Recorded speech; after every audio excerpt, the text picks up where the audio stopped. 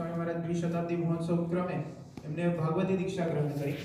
પોતે ભણવામાં ખૂબ જ હોશિયાર છે, ખૂબ જ બુદ્ધિ પ્રતિભા ધરાવે છે. વર્ષોથી અહીંયા સારંગપુર રહીને અમને જે સંતોને અભ્યાસ કરાવવાનો હોય એમની જવાબદારી સત્પુરુષે પૂજ્ય ભક્તિસાગર સ્વામીને આપી છે. અને પ્રમુખ સ્વામી મહારાજ અને મહંત સ્વામી મહારાજના ખૂબ જ કૃપાપાત્ર એ પોતે સંત છે. અને એમની વિશેષતા એ છે કે એ પોતે જે કોઈ હરિભક્તને મળે, એક વખત મળે, નામ ગામ પૂછે તો એમને એમની આખી વંશમેલી એમને ખ્યાલ હોય એવું એ પોતે હરિભક્તો સાથે આત્મીયતા ધરાવે છે.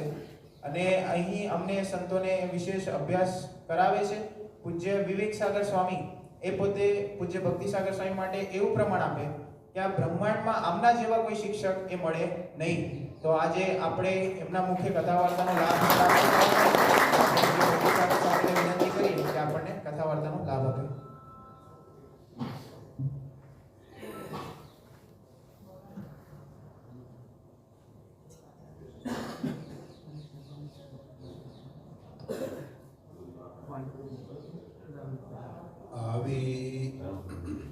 આવી અક્ષરધામથી અવનીમાં જે દેહધારી થયા, આપ્યા સુખ અપાર ભક્તજનને, દિલે ધરીને દયા.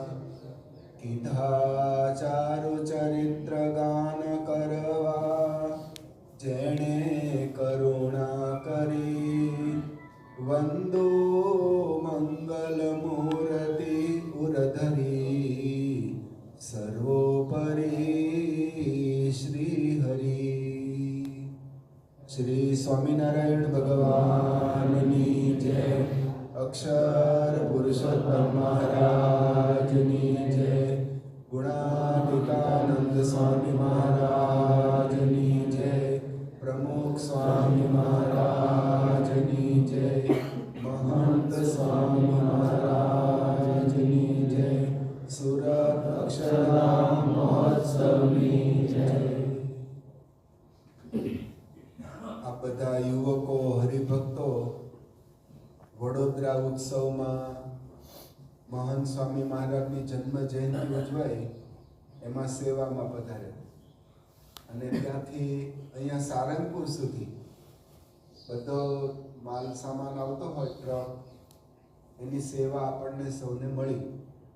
અને તમે સેવા કાલે આવ્યા, બધું રાતનું ટ્રાવેલિંગ હતું, સવારે આવ્યા તરત